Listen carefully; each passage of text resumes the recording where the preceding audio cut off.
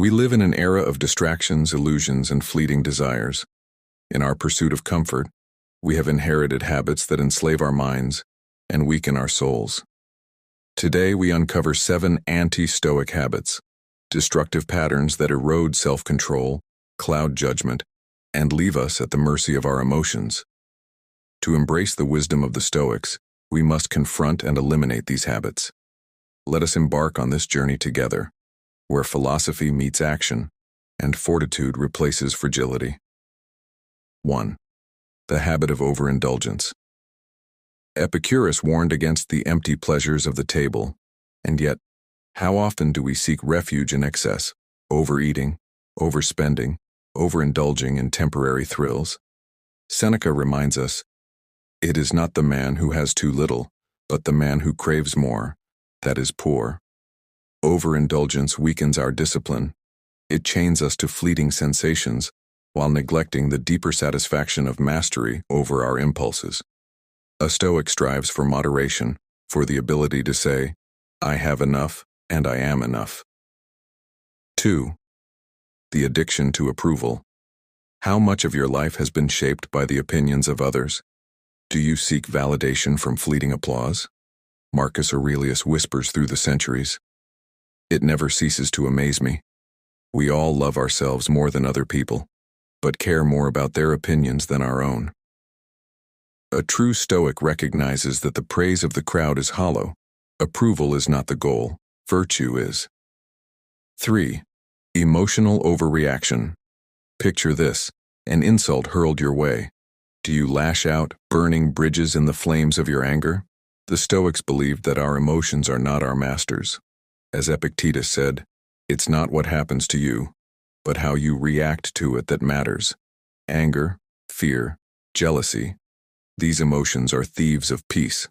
A Stoic acknowledges them, but refuses to be ruled by them. Mastery lies in responding with calm and reason. 4. Procrastination. The thief of time. How often do we say, "Tomorrow I will begin," but tomorrow becomes next week, next month, next year? Seneca reminds us, while we are postponing, life speeds by. A Stoic seizes the present moment, knowing that time is the most precious currency. Stop waiting. Act now. 5. Complaining about fate. How often do we curse the circumstances of life, blaming the stars for our misfortunes? Yet the Stoics teach us to embrace what we cannot control. Marcus Aurelius wrote, "The impediment to action advances action. What stands in the way becomes the way." Stop lamenting your obstacles. Use them as a ladder to ascend higher. Turn pain into power. 6. Avoiding responsibility. In a world of distractions, it is easy to shirk accountability. But Stoicism teaches that responsibility is the forge of character. As Epictetus declared, "You are the architect of your own misfortune, or your own happiness." Take ownership of your life. Stop blaming others. The Stoic path is one of radical responsibility. 7. Chasing the uncontrollable. Do you yearn for control over others, over events, over the very winds of fate? The Stoics remind us, you have power over your mind, not outside events. Realize this, and you will find strength. We waste our energy fighting battles we cannot win. Let go of what lies beyond your grasp and focus on mastering yourself. That is the ultimate freedom.